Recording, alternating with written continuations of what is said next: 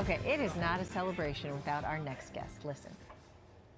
It's the most wonderful time of the year, with the kids jingle belling and everyone telling you be of good cheer.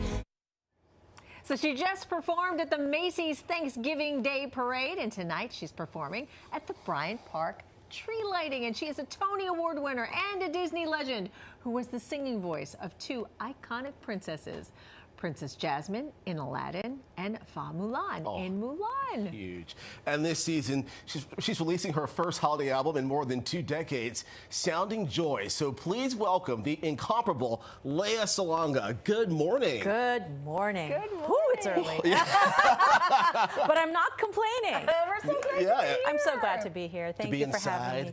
inside. Indoors where it's warm. You, of course, are the queen of celebrations this holiday season. You performed at the unveiling of the Bloomingdale's famed holiday windows. It was the first time I ever did that, Well, too. and the Macy's Thanksgiving Day Parade. And Right. then tonight you're at Bryant Park for the tree lighting. Yes. I'm doing the Mariah whole Carey, look holiday out. circuit in New York City. What And does it's it the first feel- time I'm doing it. It's what fun. Yeah, what does it mean to you, though, to be a part of these iconic celebrations? Well, I mean, given that I'm from the Philippines, Christmas is a huge deal. Our Christmas season starts in September, and it just goes. So to actually be a part of these iconic New York City Christmas holiday celebrations, it's like, wow, this is cool. This is really, really cool to be a part of all of this stuff. Yeah, and we get to hear you singing some new Yes, Christmas music. yes, Tell us yes, we about do. that. Okay, so I just came out with an album called Sounding Joy, and it's an album that took a few years to make because we started recording in 2020, in early 2020, in anticipation for a holiday 2020 release. But COVID happened, lockdowns happened. We had to stop recording because nobody could go out, nobody could move around, and in Manila, our lockdowns were really, really strict. I think stricter than a lot of other places in the world. So we had to put the project aside. We had to shelve it for a little bit. And then we picked right back up in early 2024 and finally finished the album when I was on my UK tour just last summer.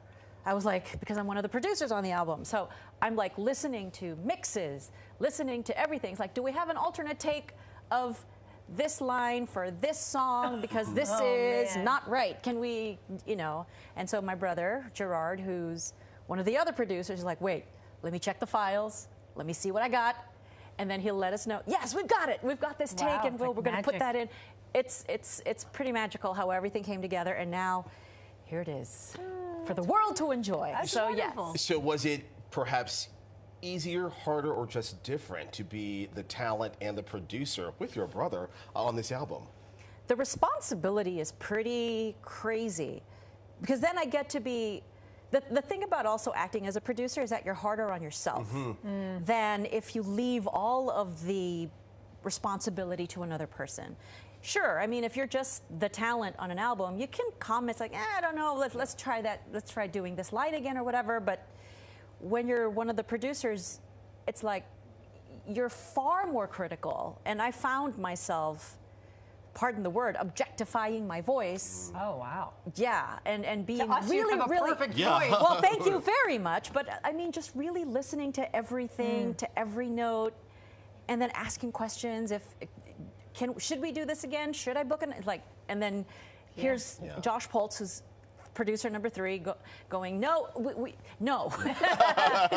And it's we're good, we're fine. It's been a couple decades since you produced a holiday album, but your first album ever, you were how old? I was around 9 when we started recording it. Wow, and look at that. Released it when I was around 10. And so I've been at this for a while. Yeah, but I mean, it's so different to having an album back then to now. Can you remember that first release? That first release, like when they're like, you have an album? You're 9 or I know, you're like 9 or 10, and it's here's this thing, and it was a labor of love, and I pay all tribute for the existence of that to my mother, who is someone who did not take no for an answer when it came to her children and the talent that both my brother and I had. She was our strongest, most staunch advocate And when when recording companies would say, no, a kid's album's not going to make it, then she formed her own recording company. Wow.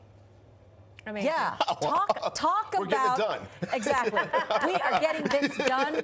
I believe in my child so much, and now she gets to be in her 80s and sitting back and enjoying the fruits of all of her labor. And now we just get to go home, do these concerts or whatever, or just spend the holidays with her. And yeah, she doesn't have to work anymore. I find She it so done. ironic, though, that it was called Small Voice. Yeah. Because you became such a big voice.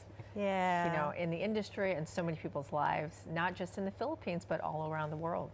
That's really sweet. Thank What a you. wonderful talent you are. And the great part is, too, you're taking your wares on the road. I'm You're taking my performing. small Yeah, voice. your small voice, yeah. On the road. Okay. Yeah, we start in San Francisco this Saturday. Wonderful. And then we head off to Arizona and then back to California. And then the final show is on December 20 here in New York City at Town Hall. Wonderful. Yeah. Bringing it home. But Bring again, it home. tonight at Bryant Park, you can check her out. Yeah. Thanks again, Lea, for Thanks for coming in. having me. Great to see you. Congratulations. Thank you. And have a wonderful holiday.